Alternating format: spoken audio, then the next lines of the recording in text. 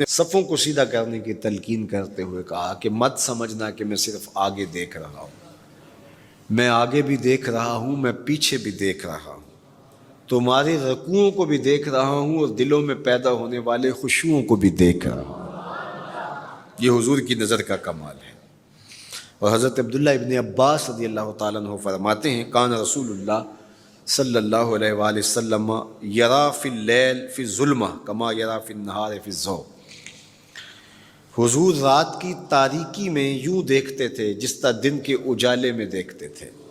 میں نہیں دیکھ سکتا، یہ دیکھو یہ روشنیاں ہیں، یہ لائٹیں لگی ہوئی ہیں اور میں یہاں سے دیکھ رہا ہوں، اگر یہ چراغاں ختم ہو جائے، یہ روشنیاں بجھ جائیں تو وہ دور چیزیں لکھی ہوئی ہیں وہ تو دکھائی نہیں دے گی، یہ کتاب میری جھولی میں بھی ہوگی میں پھر بھی نہیں دیکھ سکوں گا، اس لیے کہ میری آنکھیں نور ہیں، لیکن یہ اتنی دیر تک نہیں دے سکتی جب تک یہ خارج کی روشنی بھی موجود نہ ہو۔ لیکن حضور سراپا نور ہیں، حضور ظلمت میں بھی دیکھتے تھے، روشنی میں بھی دیکھتے تھے۔ چونکہ میری آنکھیں ان روشنیوں کی محتاج ہیں، کائنات کی ساری روشنیاں شمس و قمر بھی میرے حضور کے محتاج ہیں، اس لیے حضور علیہ الصلوۃ والسلام شمس و قمر کی روشنی کے محتاج نہیں تھے۔ حضور کی مبارک آنکھیں جو ہیں وہ اندھیرے میں بھی دیکھتی تھیں اور حضور کی آنکھیں روشنی میں بھی دیکھتی تھیں۔ آقا کریم علیہ السلام نے ایک موقع پہ ارشاد فرمایا وَإِنَّ مَوْعَدَكُمُ الْحَوْض وَإِنِّي لَأَنظُرُ إِلَيْهِ مِن مَقَامِي هَٰذَا، بخاری مسلم باقی کتب حدیث میں موجود ہے۔ فرمایا کہ تمہارا جو حوض کوثر پر وعدہ ہے جہاں میں تمہیں جام بھر بھر کے دوں گا، فرمایا میں یہاں کھڑا ہوں اور یہاں کھڑے ہو کے اس کو دیکھ رہا ہوں۔ حضور یہاں کھڑے ہیں اور وہاں دیکھ رہے ہیں۔ ایک دن حضور صلاۃ الاستسقاء پڑھا رہے تھے، جب بارش نہ ہو رہی ہو تو اس کی جو نماز پڑھائی جاتی ہے اللہ کے حضور دعا کرنے کے لیے تو اس کو صلاۃ الاستسقاء کہا جاتا ہے۔ ام المومنین سیدہ عائشہ رضی اللہ تعالیٰ عنہ سے مروی ہے۔ تو نماز پڑھاتے پڑھاتے حضور نے ہاتھ آگے کیا پھر پیچھے کھینچ لیا، تو عمومی طور پہ ایسا نہیں ہوتا۔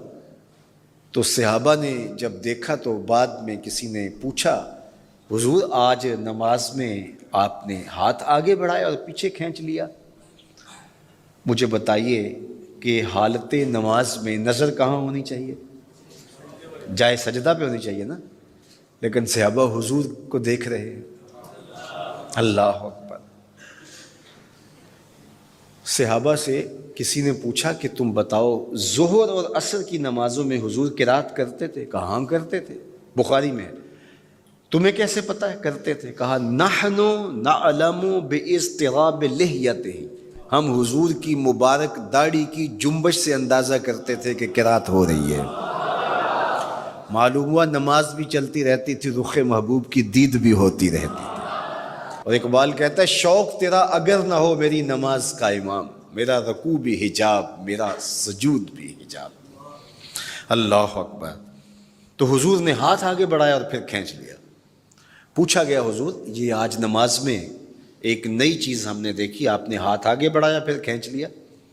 فرمایا ہاں، جنت میں کھجوروں کا ایک خوشہ لٹک رہا تھا، میں اس کو توڑنے کے لیے ہاتھ ڈالا تھا پھر میں نے چھوڑ دیا، اور اگر میں توڑ لیتا تم قیامت تک کھاتے رہتے ختم نہ ہوتا، لیکن میں نے کہا نہیں چلو پھر قیامت کو ہی صحیح۔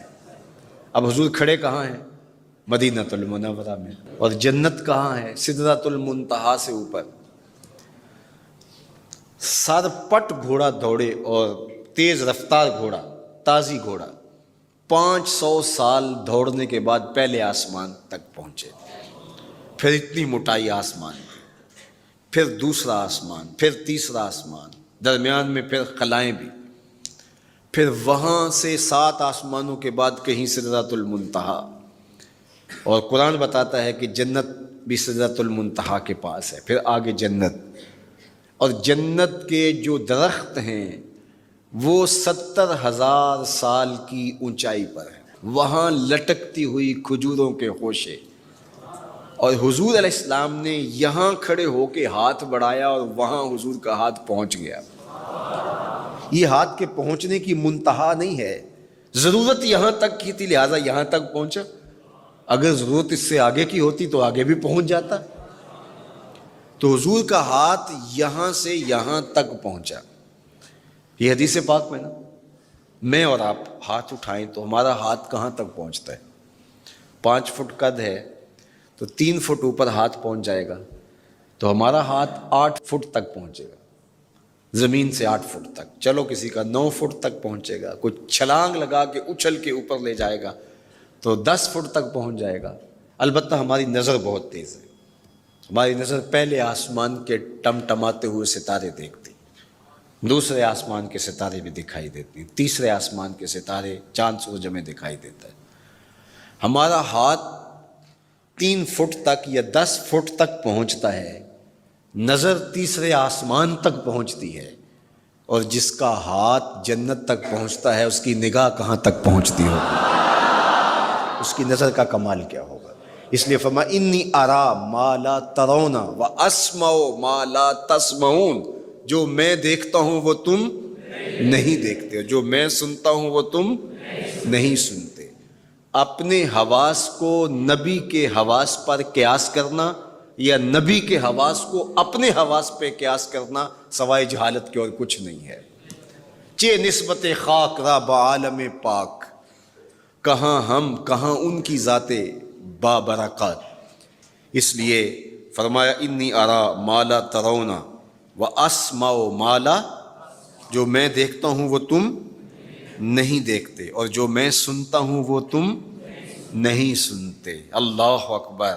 ہماری آنکھیں تو چمکتے ہوئے سورج کو دوپہر کے وقت نہ دیکھ پائیں، چندھیا جائیں، آنکھوں میں پانی اترنے لگے، اور محبوب کی آنکھیں بے حجاب دیدار رب کریں. اور قرآن کہے ما زاغ البصر وما، آنکھ چندھیائی بھی نہیں اور حد ادب سے تجاوز بھی نہیں کیا.